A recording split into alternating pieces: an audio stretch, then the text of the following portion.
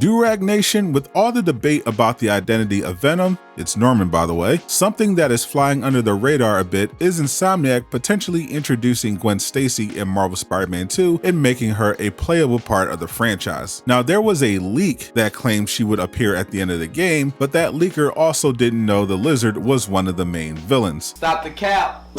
However, based on comments from Insomniac, I believe they are in fact preparing to bring us Spider-Gwen, and I know how. So hit that like button if you're ready for Spider-Man 2, but if you make it to the end and aren't satisfied, change it to a dislike. After one of my subscribers gave a really cool theory about Gwen, it made me go back and check if Insomniac has given any indication that Gwen could appear in their universe. And surprisingly, they did.